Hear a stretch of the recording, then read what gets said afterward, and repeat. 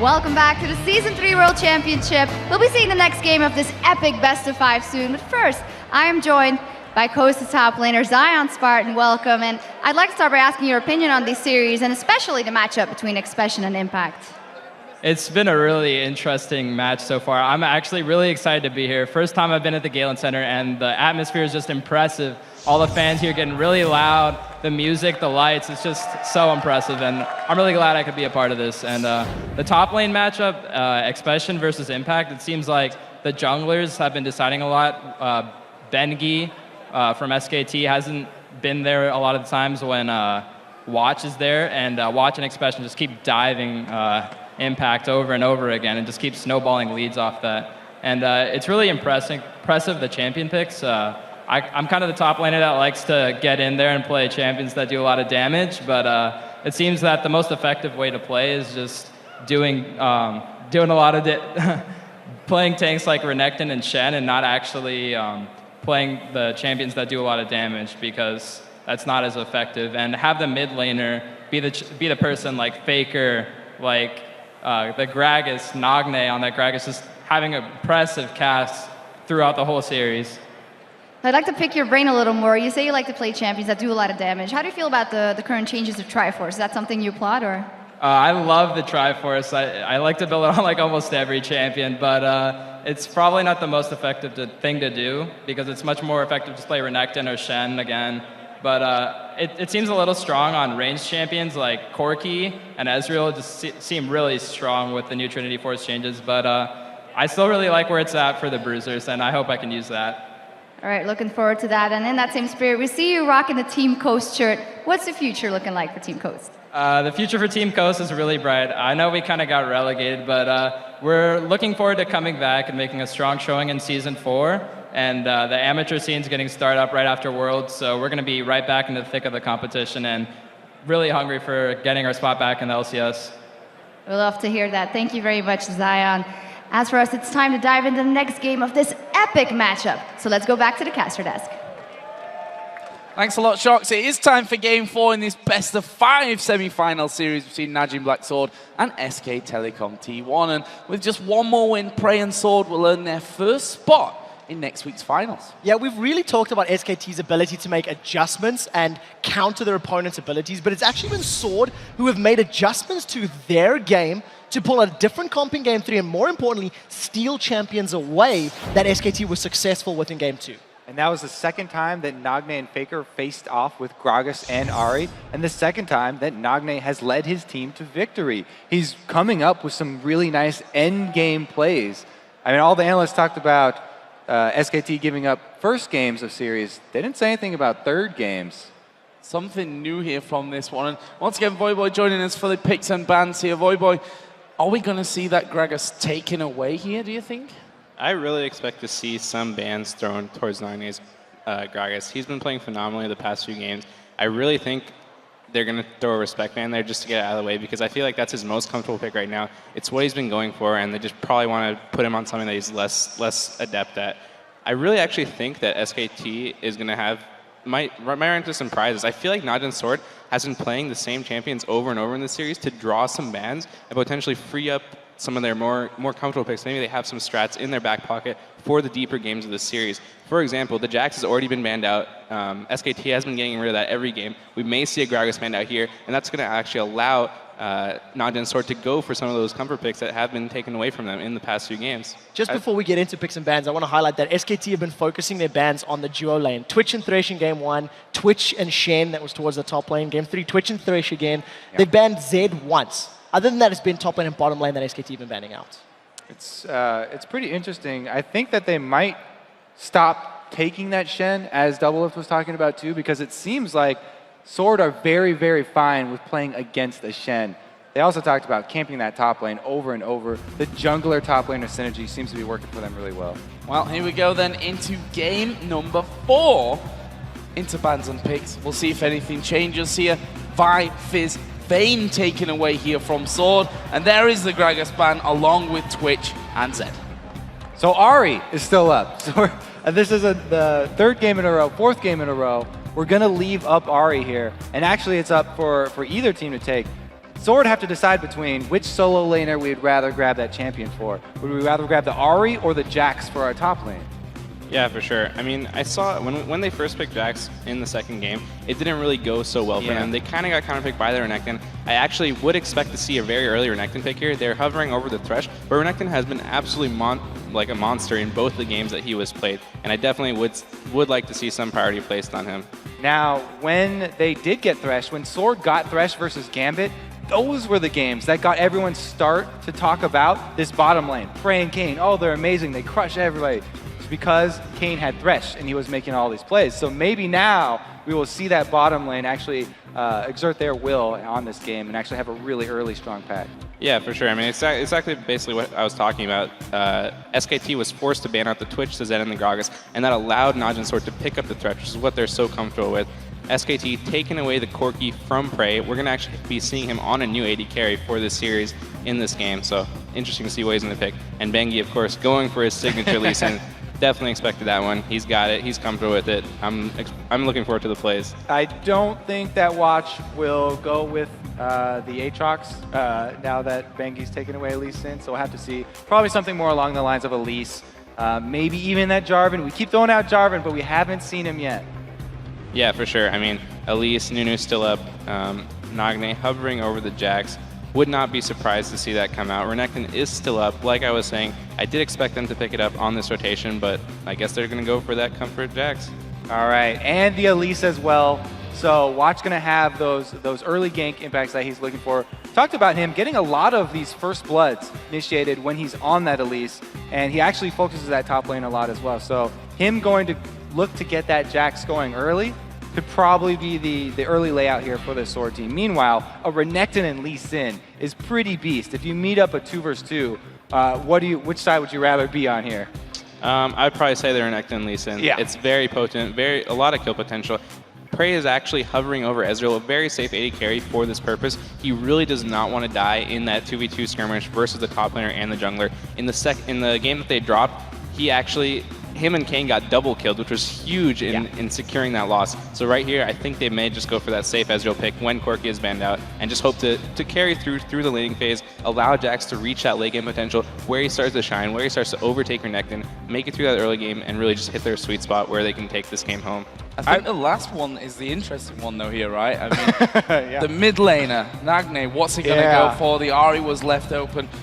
SKT leaving their mid lane until last here, so it's all about Faker and what he really wants to go up against this Ahri with. It's pretty interesting because this was the original champion that everyone thought was Nagne's main. But with him performing so well on Gragas, they actually switched it up, banned that one out.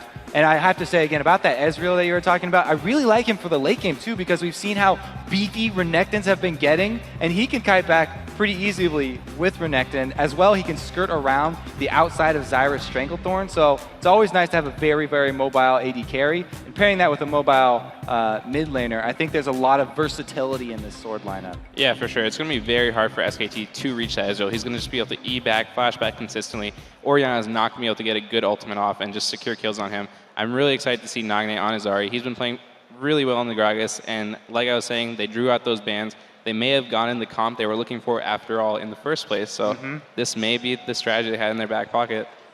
Playing safe at this point of the day, and it's always hard to call. I think when you're at game point, you've got 2 more games to play. Do you play something a bit more risky and try and throw SKT off here, or do you go the safe option? I think this is a pretty safe, comfortable lineup overall for them to be going into game 4 with. And as I said, they've got 2 chances to win this game against SKT. And SKT, with the Orianna and with the Renekton, their set of champions that they're rolling with here seems to be a little bit more team fight oriented and more focused on that early dragon, whereas Sword would be happy with having just lanes win and then spreading out the mid game. Yeah, for sure. I mean, Jax is going to be coming huge late game if he can make it there to split push. Ahri is just going to be a beast with the Elise. The skirmish potential is huge. They're going to be able to look for those picks. If Ezreal indeed goes for that blue build, he can start sniping people off with those Qs, get the slow, and then look for picks with the Ahri charm or the Thresh hook. So that could be a strategy that they're going to look to employ.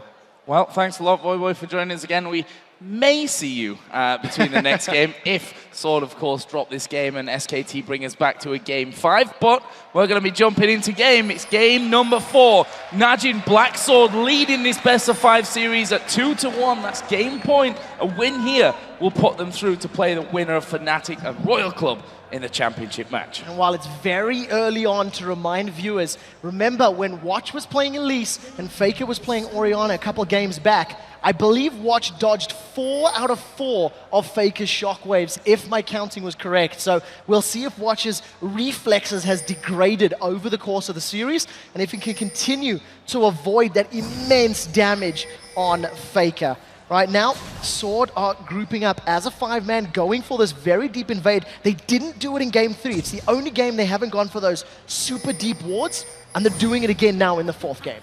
So Sword started this level 1 off by waiting by the mid lane there, hoping someone would come into a bad situation and check it. But since nobody did, they actually end up going for the very deep ward, so they can call the lanes once again. Just too bad, though. Impact has already passed where that ward was placed. So if he wants to stay top lane, there will be no information gained from Sword's very deep ward.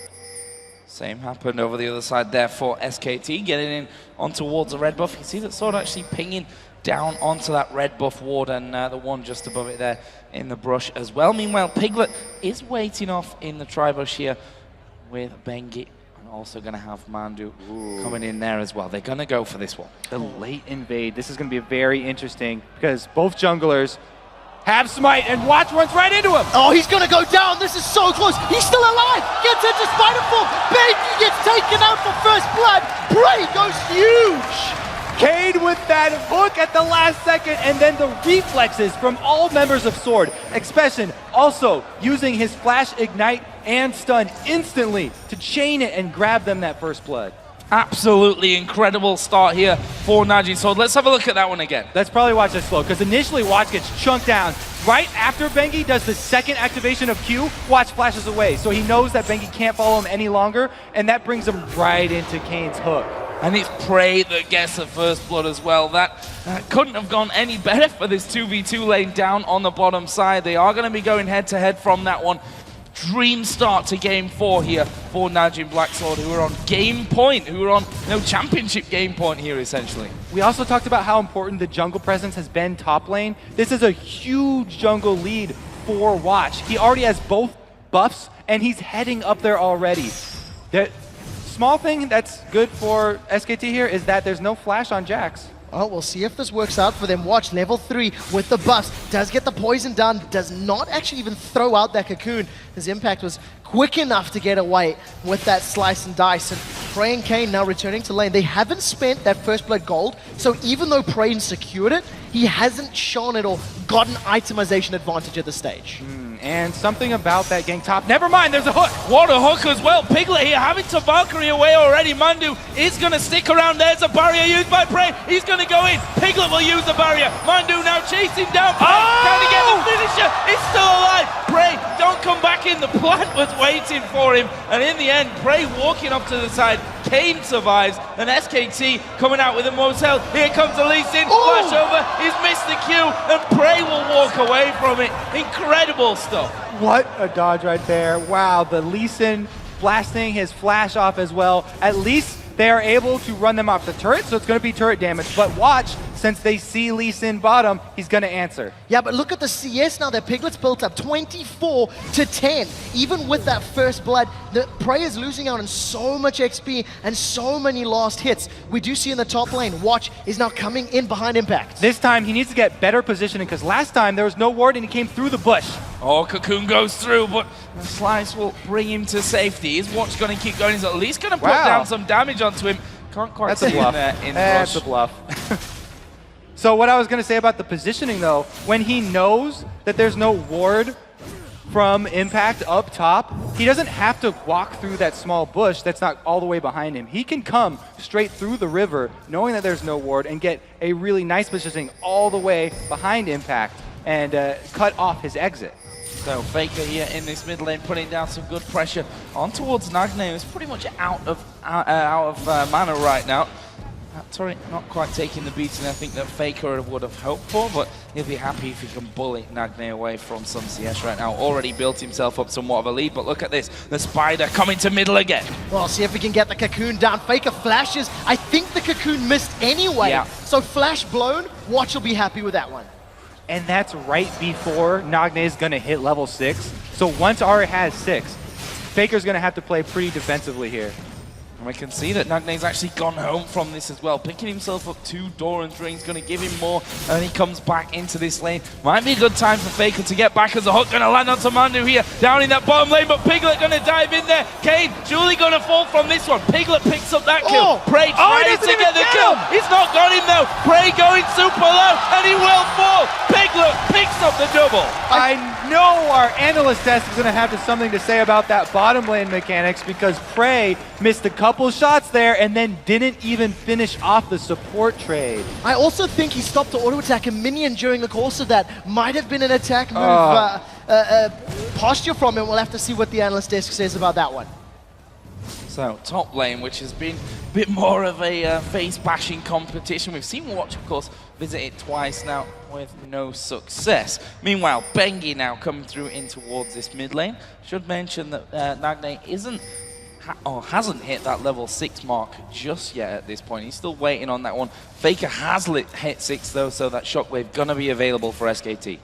Well, we'll see if we can make it work for him. Nagne, this wave is very, very overextended. Doesn't manage to connect with a charm, so unable to follow up with more damage. We're seeing this Renekton versus Jax matchup, and I recall Voyboy talking about it, saying how Renekton wins early on.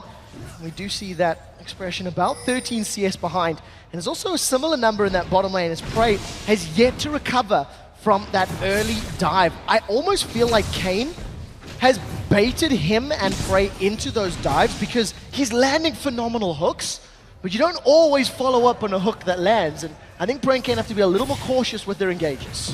They might be reconsidering how they use that first blood money. Prey was the one who got that extra very, very big lead and didn't make very good use of it. Meanwhile, we just saw down bottom, Kane had just used his Dark Passage to grab some souls, and so that's why they didn't go for that gank right there. No Dark Passage for the gank. Oh, Bengi here being caught by the charm.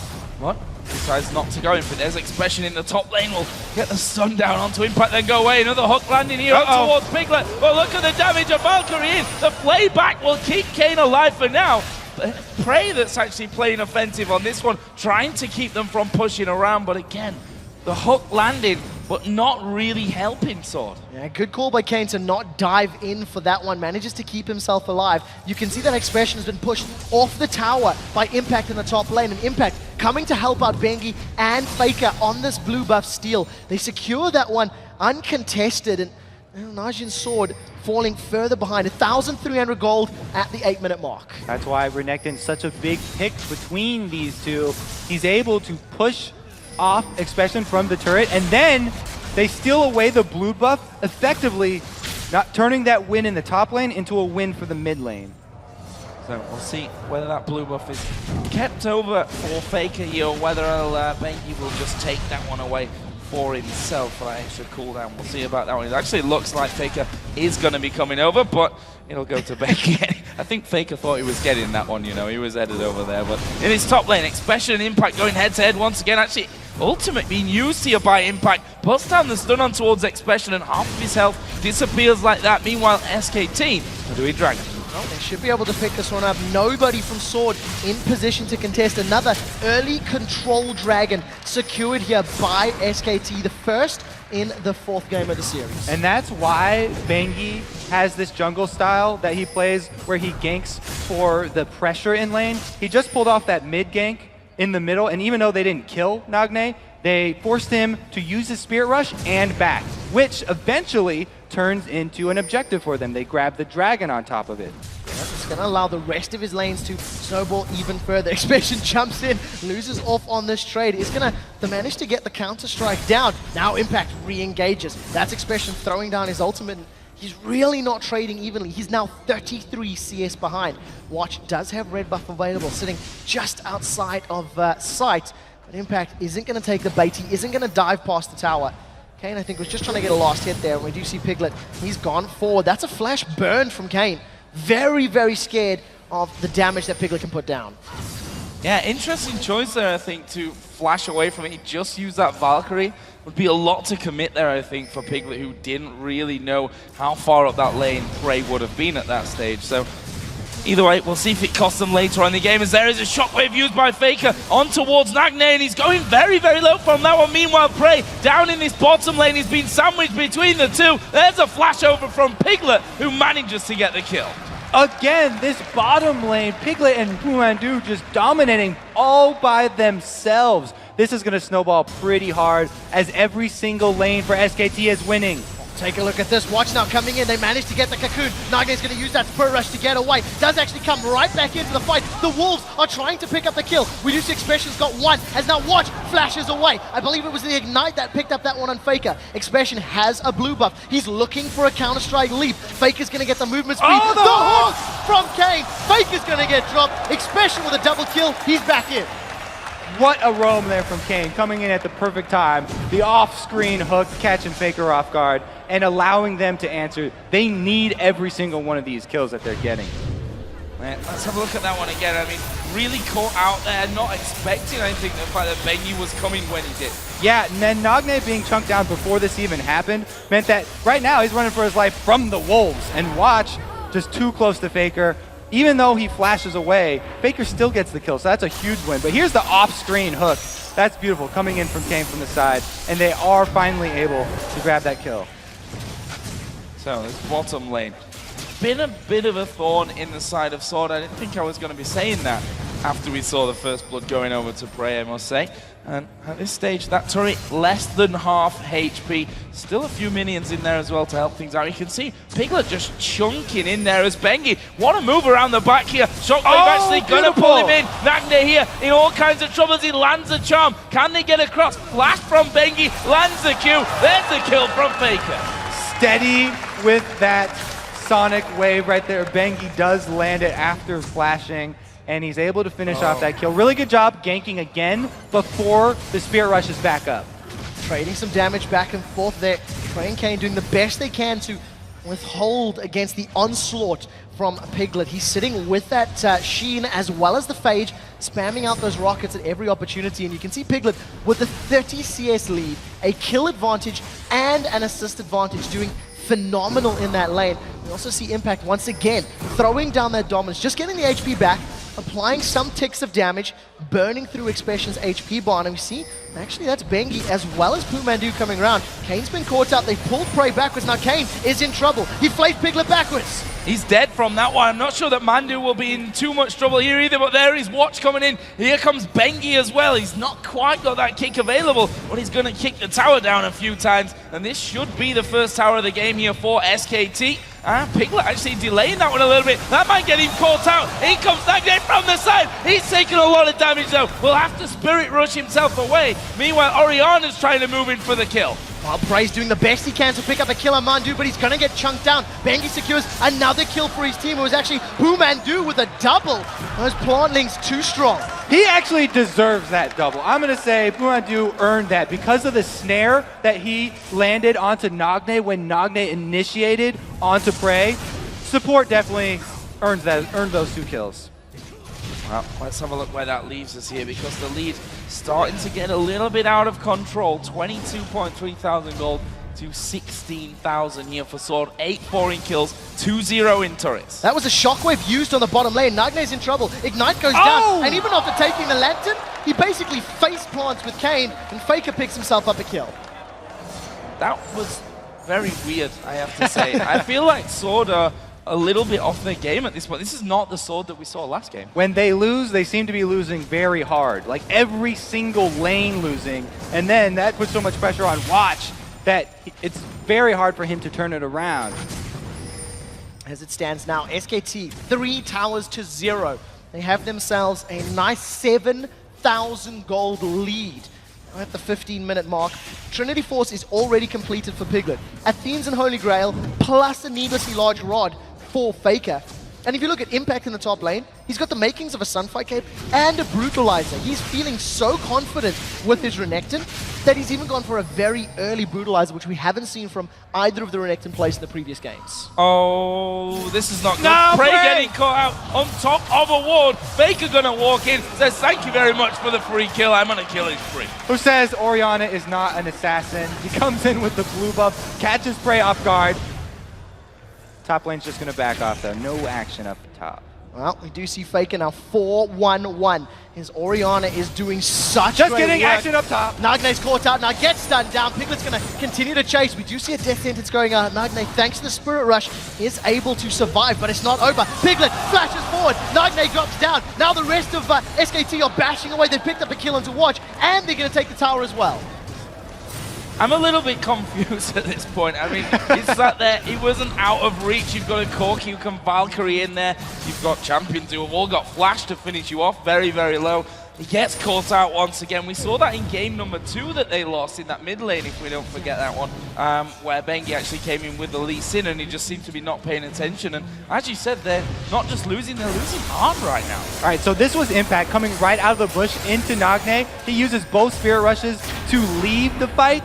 And then as SKT push up, Watch is standing right there. Nagne came back in to try and land a charm, but Piglet calls him and just goes all in, flashing right over for the kill. Well, SKT now securing another global objective. Dragon locked up. That's more than 10,000 gold at the 17-minute mark.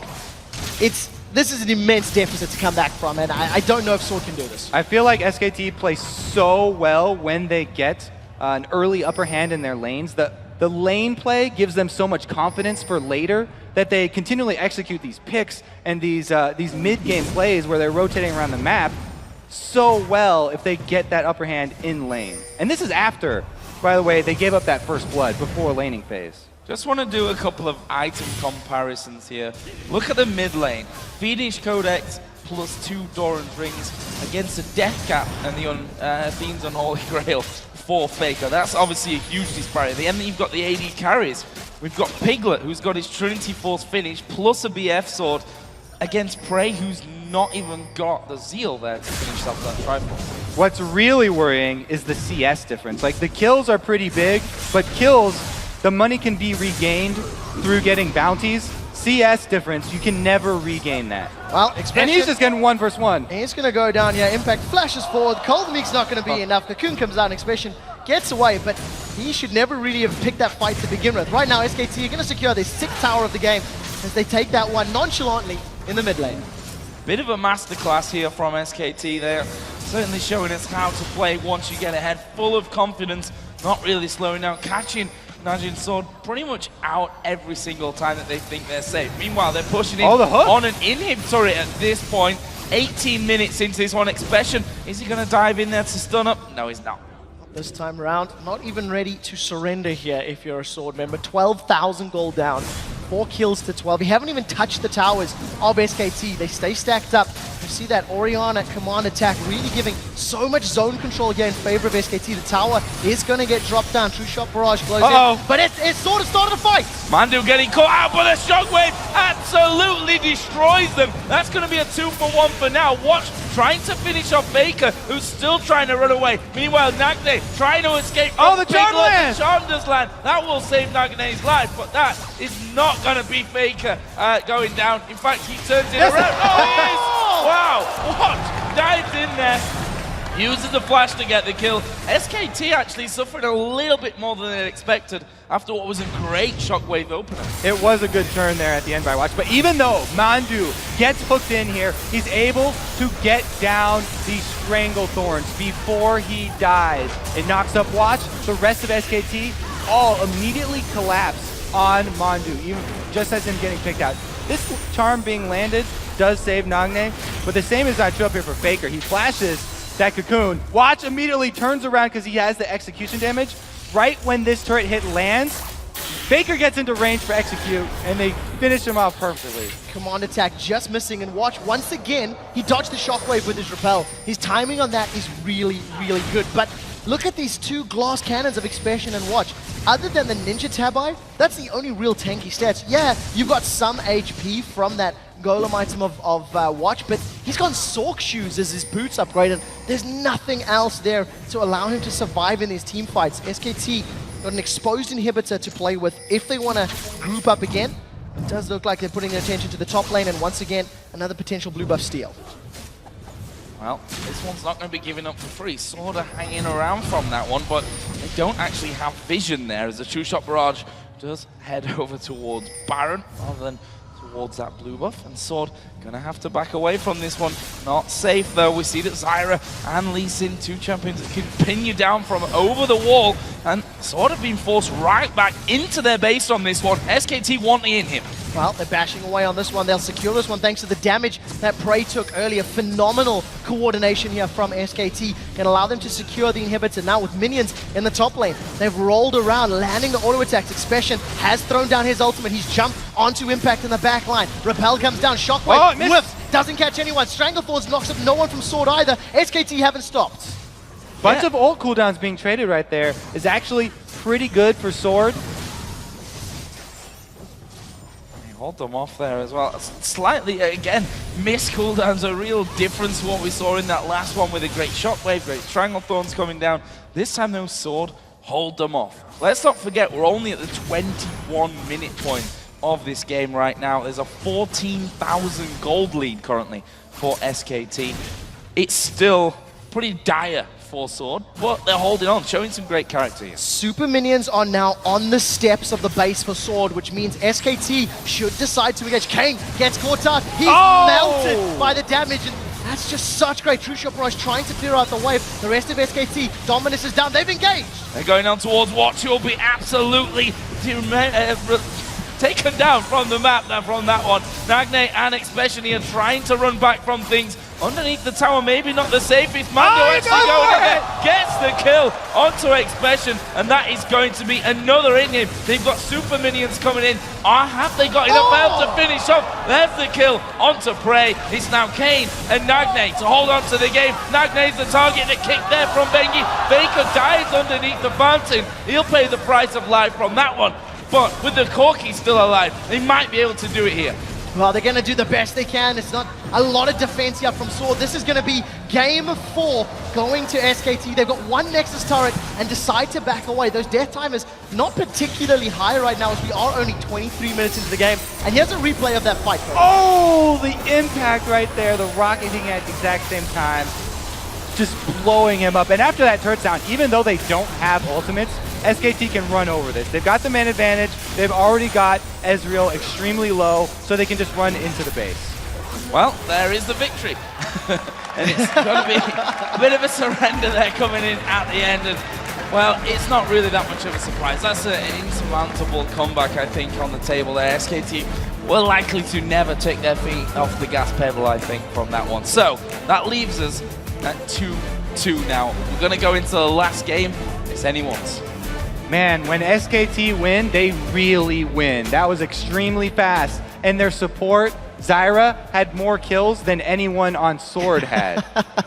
That's a little cold. That's a little cold. The one thing I'd like to highlight about the series we've seen so far is something Freak touched on right at the beginning of the day, was that we haven't seen SKT play from behind and winning games all that often. And it seems when they stay even with Sword, Sword have the caliber and the ability to close the game out. And every single time Sword have not lost the lane, they've been able to do better rotations, arguably, than SKT, that has allowed them to pick up their 2 victories. The laning phase definitely really important in this matchup. Whichever team starts to get ahead early seems to be able to finish. Well, we'll be finding out about that one in just a little while here as we move into Game 5. But for now, we of course have to send it over to Riv and the analysts for their take on SKT's clutch Game 4 win. Thank you very much, gentlemen. And coming into that one, I think, Kobe said it right at the end there, is that both of these teams take hold when they get the chance. And that's the coolest thing to see. We see a lot of teams when they're ahead, they kind of, halter a little bit and they don't get themselves into the win. But these guys, even straight from picks and bans, and we'll start with Monty, go for the win right out of the gate. Some things I noticed in the picks and bans phase here. Well, when we saw SKT on the red side in Game 2, they decided to ban that Shen. And we know from the interview earlier and just from the fact that we haven't seen Sword in a while, SK Telecom said, we don't really have a good read on Najin Sword. And so they prioritized that Shen pick very heavily, but Najin Sword was so adept at countering it. And then by the other side of that, they banned it. They used a ban on it. And then in this game, there was no ban, and it wasn't even taken by Sword at all. So I think they had a bad read, thought that it was going to be very high priority, and instead it turned out not to be that way at all. And that really opens up their game. The other thing that's interesting here is that SK Telecom picked Corki in their first rotation. Now, this is a team that usually lets AD carries fall down the picking order, and Piglet kind of gets the scraps, what's left over. And I think this is a really big respect to both Prey and the power of Corki right now that they went so aggressive on this particular pick in the pick and ban phase. And I think it actually speaks to a really good adaptation by SKT as well. You talked about how it takes them a game or two to warm up, then they start to understand their opponents better. And one thing I've noticed from this series is basically counterpicking the top lane. Every top laner who's picked second has won his matchup, right? Game 1, Jax against Shen. Domination there. Forgetting the name, by Xpession. And then here, right, you talk about the read on Shen and whatnot, letting the champion go through. Xpession blind picks the Jax and says, all right, Impact, bring whatever you want against me in lane. Impact shows up with Renekton, beats him soundly in the 1v1 and says, haha, I can beat you here. And then in the mid lane as well.